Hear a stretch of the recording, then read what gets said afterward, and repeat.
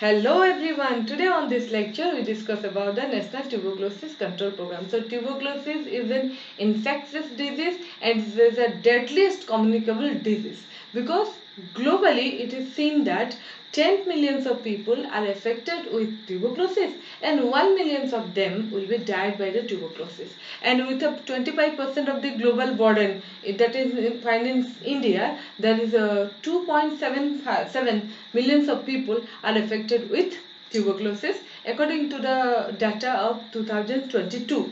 So the tuberculosis is caused by the Mycobacterium tuberculosis. So it is the infections that the bacteria that will enter to the lungs and it affect to our alveoli sac, and also sometimes it is extra pulmonary also to express, that is it may be affect to the kidney, brain and liver, and other organs also be affected.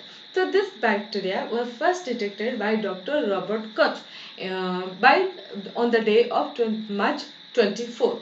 So every year, March 24 is celebrated as the World Tuberculosis Day because that day that day the virus or the bacteria is detected.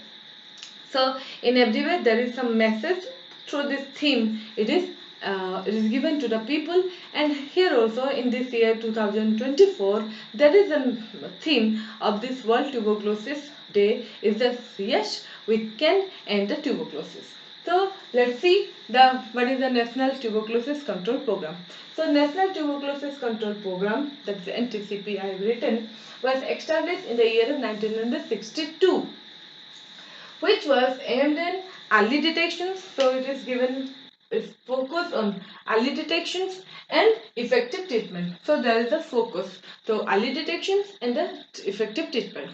And how it is implemented? The program was implemented. So this is the plan. So now the program is implemented through the District Tuberculosis Center (DTC). So the DTC is the Central Program Managerial Unit. So by this DTC, District Tuberculosis Center, the health services, the activities of National Tuberculosis Program that will be carried out in different sectors through this primary health care infrastructure. So this play is pivotal role, or you say the nodal point.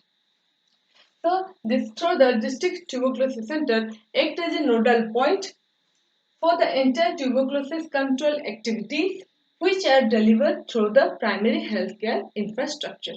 Okay, so let's see what are the objectives of this program. First, the objective is to deal with problem of TB. So deal with the problem of TB through integrated health service. Through an integrated health service, we can deal the problem of the tuberculosis. Second one, give priority to the reductions of pool of infections, case detections, treatment of cases, and drugs distribution. So we have given priority. Priority means we give emphasis from the vulnerable groups to less vulnerable. So we give first priority to the reductions of pool of infections. First, second one, detections of the case.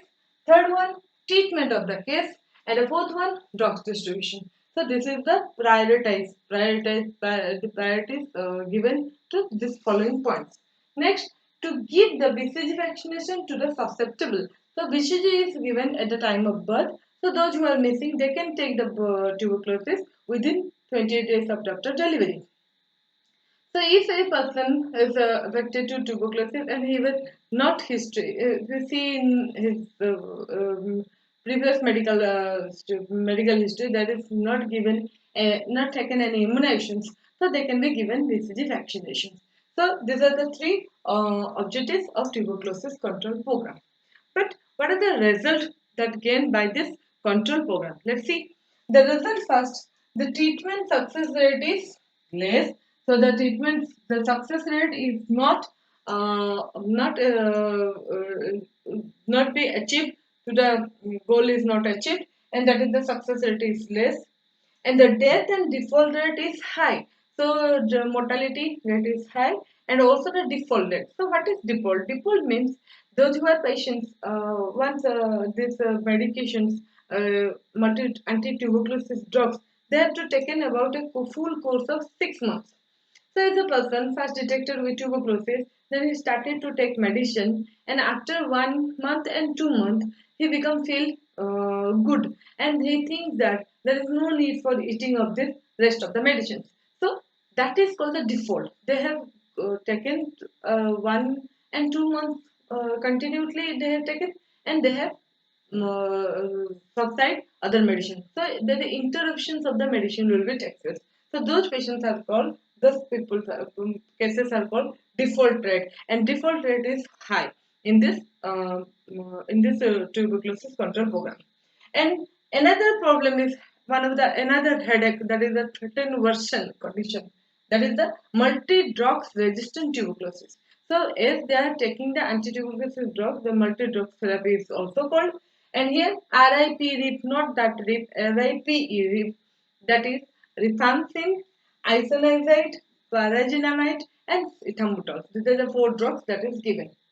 But when the persons after 2 or 3 months he has miss out taken, and he is discontinued about 2 and 3 months medicine. So what happened? There is a resistance developed for first two medication, that is the rifampicin and isoniazid. And this tuberculosis does once the resistance is developed, the drugs is not uh, that affect the tuberculosis bacteria. So this is called a multi-drug resistance. So that is one of the headache, or that is also the threatened condition that make the situation very worsen. So these are the drawback, or you say these are the result of the National Tuberculosis Control Program. So in the year of 1992, what happened?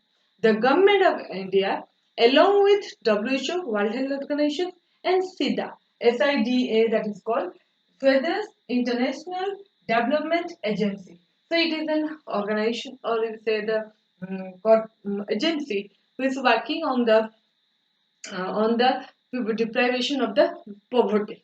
So it's like on the developing country, and India is also one of the part of this SIDA organization, and they and WHO together they evaluate the tuberculosis program. So what is the problem? What is why this success rate is less, and why the death rate, default rate is high? And there is another big problem, that is the multi-drug resistance of tuberculosis that is arising. So there is a committee was set up, and they overlook these situations. So what they have found, they find some of the lacuna or the lacuna or the drawback of this program.